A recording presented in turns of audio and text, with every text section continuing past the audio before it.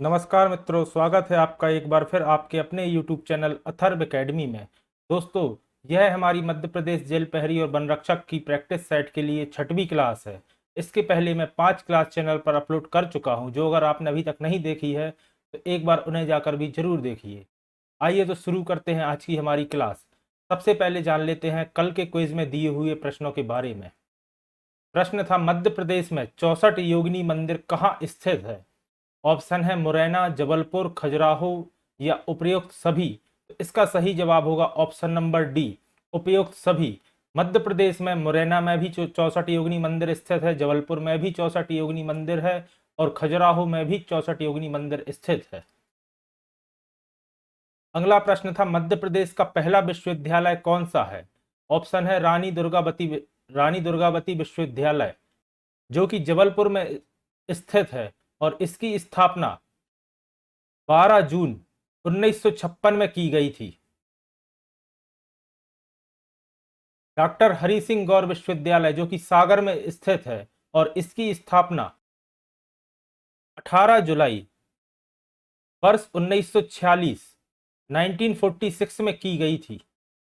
देवी अहिल्याबाई विश्वविद्यालय, जो कि इंदौर में स्थित है और इसकी स्थापना वर्ष 1964 में की गई थी और वर्ष 1988 में इसका नाम बदलकर देवी अहिल्याबाई विश्वविद्यालय रख दिया गया था। पहले इसका नाम इंदौर विश्वविद्यालय नाम था। तो यह प्रश्न भी बनता है कि इंदौर विश्वविद्यालय का नाम बदलकर देवी अहिल्याबाई या DABB कब रख दिया गया था? तो वर्ष 1988 याद रखिएगा। और जीवाजीराव विश्वविद्यालय, जो कि मध्य प्रदेश के ग्वालियर में स्थित है, इसकी स्थापना भी वर्ष 1964 में की गई थी, याद रखिएगा।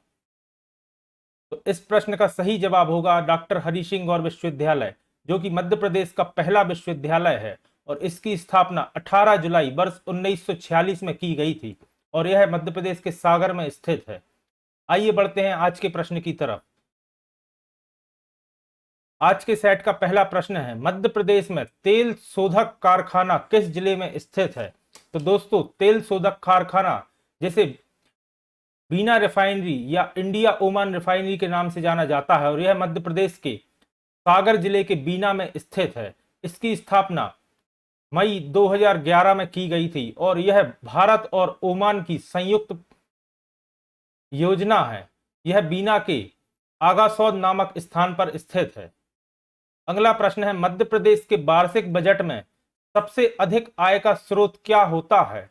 ऑप्शन है वन, भू राजस्व, खनिज या विक्रय कर। तो ऑप्शन नंबर डी इसका सही जवाब होगा, विक्रय कर।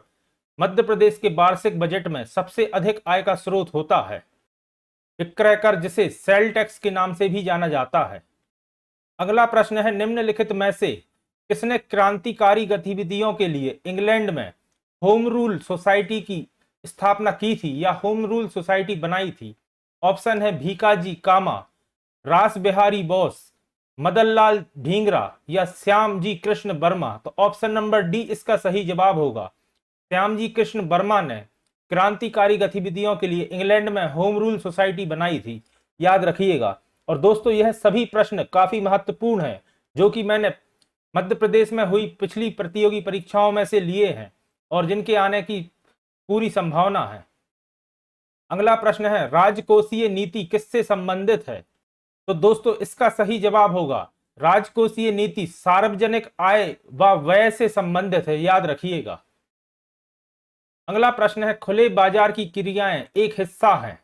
तो दोस्तों, खुले बाजार की क्रियाएं मौद्रिक नीति का एक हिस्सा है, याद रखिएगा। और दोस्तों, जीके वाले पोर्शन में अधिकतर इकोनॉमिक्स से भी एक या दो प्रश्न पूछ लिए जाते हैं और यह प्रश्न प्रीवियस ईयर में आ चुके हैं, इसलिए मैंने प्रैक्टिस सेट में इनको इन्वॉल्व किया है।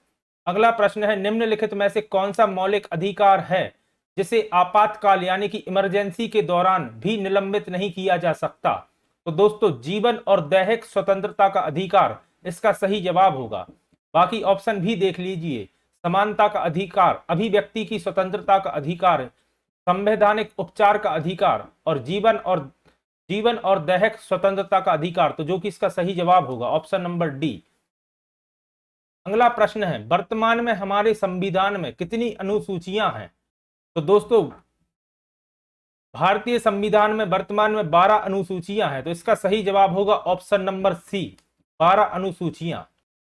अगला प्रश्न है, यदि राष्ट्रपति अपने पद से त्यागपत्र देता है तो वह अपना त्यागपत्र किसे संबोधित करेगा?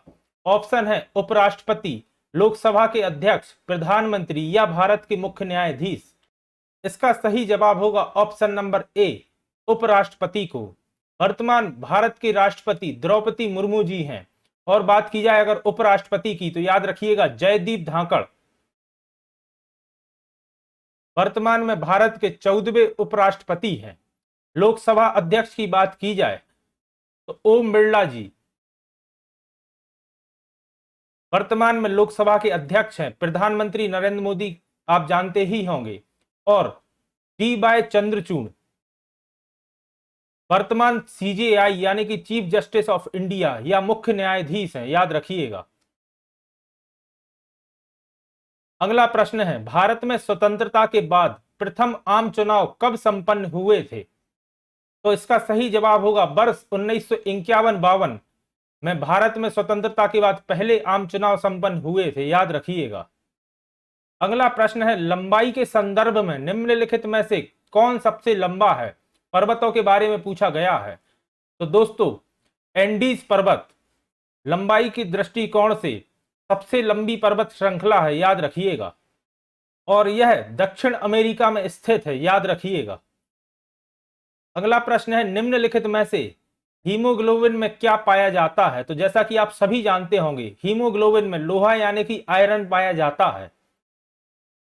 अगला प्रश्न है, प्रशीतक की तरह कौन सा यौगिक प्रयोग होता है? तो इसका सही जवाब होगा ऑप्शन नंबर ए, CF2Cl2। साथ ही मैं आपको बताना चाहूंगा प्रशीतक की तरह अमोनिया का भी उपयोग होता है। अगर आपको ऑप्शन में अमोनिया दिया गया हो जिसका केमिकल फॉर्मूला होता है CH3, तो यह भी इसका सही जवाब होगा, याद रखिएगा।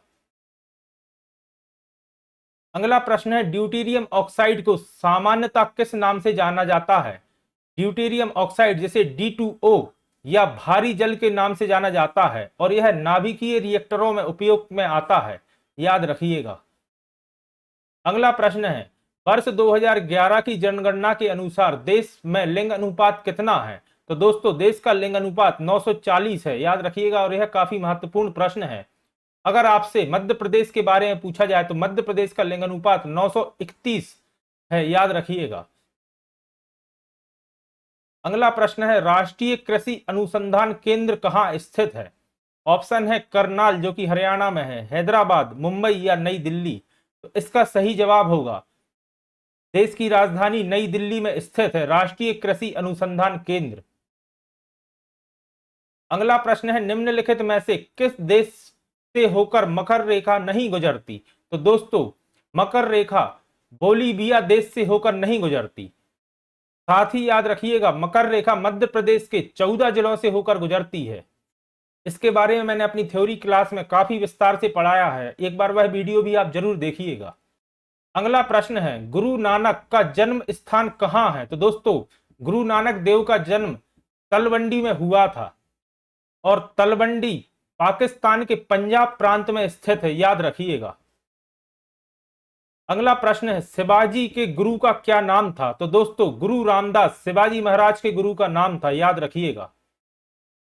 अगला प्रश्न है, सबसे अधिक जीवन जीने वाला प्राणी कौन सा है? तो दोस्तों कछुआ सबसे अधिक जीवन जीने वाला प्राणी है, याद रखिएगा।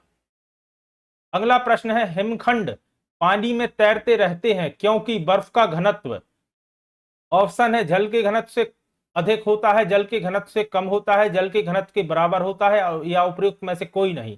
तो दोस्तों हिमखंड या बर्फ का घनत्व जल के घनत्व से कम होता है, ऑप्शन नंबर बी इसका सही जवाब होगा। इस वजह से हिमखंड या बर्फ पानी पर तैरता है। साथ ही एक प्रश्न आता है, मरकरी में या पारा में लोहे की कील तैरती रहती है लेकिन पानी में डूब जाती है, इसका क्या कारण है? तो दोस्तों लोहे का घनत्व पानी से ज्यादा होता है, इस कारण से लोहे की कील पानी में डूब जाती है, लेकिन मरकरी यानी कि पारे से कम होता है, इस वजह से लोहे की कील पारे के ऊपर तैरती है। अगला प्रश्न है, दिए गए उदाहरण के लिए प्रयुक्त अलंकार चुनिए। उदाहरण है, नील परिधान बीच सुकुमार खुल रहा मृदुल खिला अंग, खेला हो जो बिजली का फूल, मेघ बन बीच गुलाबी रंग। तो दोस्तों यह उत्प्रेक्षा अलंकार का एक उदाहरण है। उत्प्रेक्षा अलंकार में जहां उपमेय में उपमान होने की संभावना बताई जाती है या उपमेय में उपमान की कल्पना की जाती है, वहां उत्प्रेक्षा अलंकार होता है। तो ऑप्शन नंबर सी इसका सही जवाब होगा। और उत्प्रेक्षा अलंकार को पहचानने की एक ट्रिक भी है कि आखिरी का शब्द जो होता है उसकी तर्ज मिलती है अधिकतर समय अंग और रंग, जैसा कि आप देख सकते हैं। यह एक ट्रिक है, बाकी रूल नहीं है। रूल यही है कि जहां उपमेय में उपमान होने की संभावना बताई गई हो। अगला प्रश्न दिया है, दिए गए पद्यांश में प्रयुक्त रस चुनिए। सौमित्र से धनबाद का रव, अल्प भी ना सहा गया, मेरे शत्रु को देखे बिना रघुवीर के आदेश ले, रणबाग भी निर्दोष करके धूम से बजने लगा। दोस्तों यह वीर रस का एक उदाहरण है और वीर रस का स्थायी भाव होता है उत्साह, याद रखिएगा। कई बार आपसे स्थायी भाव भी पूछ लिया जाता है। ऑप्शन नंबर ए इसका सही जवाब होगा। दोस्तों वीडियो के अंत तक जरूर बनिए रहिए, इसके बाद मध्य प्रदेश जीके के भी कुछ प्रश्न मैं लेकर आया हूं। अगला पद्यांश दिया गया है, हा जग एक वीर रघुराया, के ही अपराध फिर से उदाया। इसका सही जवाब होगा ऑप्शन नंबर सी, विप्रलंभ रस। और विप्रलंभ रस दोस्तों श्रृंगार रस का ही एक पार्ट है।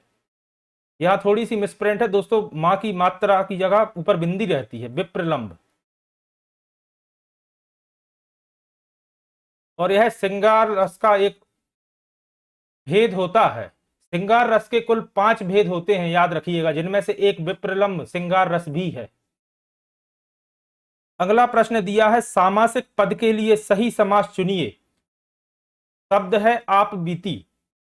तो दोस्तों अगर इसका संधि विच्छेद किया जाए तो आप पर बीती होता है और यह अव्ययी भाव समास का एक उदाहरण है। ऑप्शन नंबर ए इसका सही जवाब होगा। अगला दिया है पंचानन। तो दोस्तों पंचानन बहुव्रीहि समास का एक उदाहरण है। पंचानन का मतलब होता है 5 हों जिसके आनन, यानी कि शंकर भगवान। तो जहां पर किसी तीसरे पद का संकेत किया जाता है या तीसरा पद प्रधान होता है तो उसका सही जवाब बहुव्रीहि समास होता है, याद रखिएगा। अगला प्रश्न है, जो दिए गए शब्द का पर्यायवाची नहीं है उसका चयन कीजिए। तो इसमें नहीं है बताना है। हिमकर दिया है शब्द, हिमकर का मतलब होता है चंद्रमा या चंद्र। तो इसका सही जवाब होगा हिमखंड। ऑप्शन नंबर ए इसका सही जवाब है। बाकी हिमांशु, सुधाकर और छप्पानाथ यह तीनों चंद्रमा के ही पर्यायवाची शब्द हैं, लेकिन हिमखंड चंद्रमा या हिमकर का पर्यायवाची नहीं है। अगला दिया है स्वर्ग। ऑप्शन है सुरलोक जो कि स्वर्ग का पर्यायवाची है, देवलोक भी स्वर्ग का पर्यायवाची है, लेकिन ब्रह्मांड स्वर्ग का पर्यायवाची शब्द नहीं है और ब्रह्मधाम भी स्वर्ग का पर्यायवाची शब्द है। अगला प्रश्न है, दिए गए शब्द का सही विलोम शब्द चुनिए। तो दोस्तों अगला का विलोम शब्द होता है पिछला। ऑप्शन नंबर ए इसका सही जवाब होगा। फिर शब्द दिया है खल। तो खल का विलोम शब्द होता है सज्जन। ऑप्शन नंबर बी इसका सही जवाब होगा। फिर प्रश्न है, दिए गए विकल्पों में से तद्भव शब्द चुनिए। योगी एक तत्सम शब्द है, कंठ, आकाश यह सभी तत्सम शब्द हैं, लेकिन हाथ ऑप्शन नंबर डी इसका सही जवाब होगा। हाथ एक तद्भव शब्द है।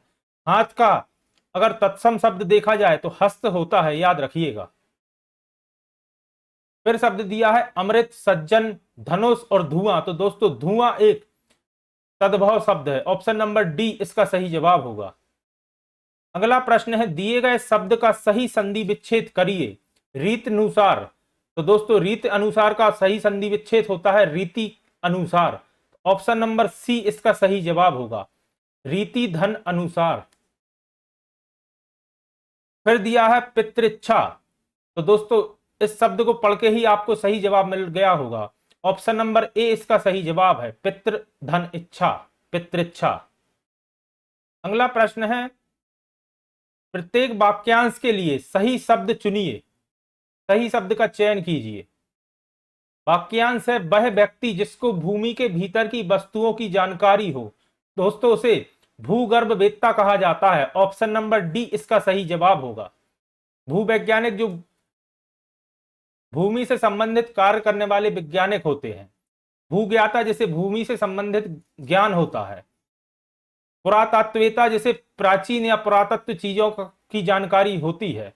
और भूगर्भवेत्ता या जिसे भूमि के गर्भ या भूमि के अंदर की चीजों का ज्ञान होता है। अगला वाक्य दिया है वह रोग जिसका ठीक होना बहुत कठिन होता है। तो दोस्तों उसे असाध्य कहा जाता है, जिसे साध ना सके। वह रोग जिसका ठीक होना बहुत कठिन हो उसे असाध्य कहा जाता है। अगला प्रश्न है दी गई लोकोक्ति के लिए सही विकल्प चुनिए। लोकोक्ति है होथा चना बाजे घना। इसका मतलब होता है अल्प ज्ञान में ज्यादा ज्ञान देना। ऑप्शन नंबर डी इसका सही जवाब है। अल्पज्ञ बोलता अधिक है या अल्पज्ञानी व्यक्ति बोलता अधिक है, याद रखिएगा। अगली लोकोक्ति है ना अंधे को न्योता देते ना दो जने आते। इसका सही जवाब होगा ना यह काम करते और ना मुसीबत खड़ी होती, याद रखिएगा। मुहावरे और लोकोक्ति से दोस्तों एक एक प्रश्न तो आपको कंफर्म है कि एग्जाम में देखने को मिलेगा और कई बार इससे ज्यादा भी प्रश्न इनसे पूछ लिए जाते हैं। अगला प्रश्न है प्रत्येक मुहावरे के लिए सही विकल्प चुनिए। भात सड़ना। तो दोस्तों भात सड़ने मुहावरे का अर्थ होता है बिरादरी से निकलना। ऑप्शन नंबर ए इसका सही जवाब होगा। साथ ही दोस्तों मैं आपको याद दिलाना चाहूंगा कल संडे को वीकली रिवीजन क्लास रहेगी, जिसमें मैं लगभग 500 से अधिक प्रश्नों के बारे में आपका रिवीजन कराऊंगा। जो इस हफ्ते में मैंने प्रैक्टिस सेट की क्लास में कराए हैं, साथ ही कुछ अन्य नए प्रश्नों के साथ आपके 500 प्रश्न कंफर्म हो जाएंगे जिन्हें आप एग्जाम तक नहीं भूलेंगे। तो कल वाली वीडियो देखना बिल्कुल ना भूलिएगा। अगला मुहावरा है रंग में भंग डालना। तो दोस्तों रंग में भंग डालना मुहावरे का अर्थ होता है किसी कार्य में विघ्न डालना। ऑप्शन नंबर सी इसका सही जवाब होगा, विघ्न में डालना। फिर मुहावरा है लकीर का फकीर होना। इसका मतलब होता है पुराने रीति रिवाजों में जकड़ा होना। लकीर का फकीर होना, याद रखिएगा। अगला प्रश्न है मध्य प्रदेश की गंगा किस नदी को कहा जाता है। तो दोस्तों मैं अपनी कई वीडियोस में बता चुका हूं, बेतवा नदी को मध्य प्रदेश की गंगा कहा जाता है। इस प्रश्न में दोस्तों अधिकतर लोग नर्मदा नदी ऑप्शन लगाकर आते हैं, जो कि गलत है। मध्य प्रदेश की गंगा बेतवा नदी को कहा जाता है। और अगर पूछा जाए क्यों कहा जाता है, तो बेतवा नदी को अपने प्रदूषण के कारण मध्य प्रदेश की गंगा कहा जाता है। बेतवा नदी का उद्गम रायसेन जिले के कुम्हारा गांव से होता है और यह यमुना नदी की एक सहायक नदी है, जो कि यमुना नदी में जाकर मिलती है, याद रखिएगा। अगला प्रश्न है मध्य प्रदेश का सर्वाधिक महिला साक्षर जिला कौन सा है। तो दोस्तों मध्य प्रदेश का भोपाल जिला सर्वाधिक महिला साक्षरता वाला जिला है, जहां का महिला साक्षरता दर 74.9% है। और अगर सबसे कम पूछा जाए तो अलीराजपुर मध्य प्रदेश का सबसे कम साक्षरता वाला जिला है, जहां का महिला साक्षरता दर 30.3% है, 30.3%, याद रखिएगा। अगला प्रश्न है महलों की नगरी से नाम से किसे जाना जाता है। तो दोस्तों मांडू को महलों की नगरी के नाम से जाना जाता है। मांडू में जहाज महल, खरबूजा महल आदि महल स्थित हैं। साथ ही होसंगसा का मकबरा भी मांडू में स्थित है, याद रखिएगा। अगला प्रश्न है मध्य प्रदेश का क्षेत्रफल की दृष्टि से देश में कौन सा स्थान है। तो दोस्तों मध्य प्रदेश का क्षेत्रफल की दृष्टि से दूसरा स्थान है। ऑप्शन नंबर डी इसका सही जवाब होगा। पहले स्थान पर राजस्थान है और दूसरे स्थान पर मध्य प्रदेश है क्षेत्रफल की दृष्टि से, याद रखिएगा। अगला प्रश्न है गौ हत्या बंद करने वाला भारत का प्रथम राज्य कौन सा है। तो दोस्तों मध्य प्रदेश राज्य भारत का ऐसा प्रथम राज्य था जिसने सबसे पहले गौ हत्या बंद की थी, याद रखिएगा।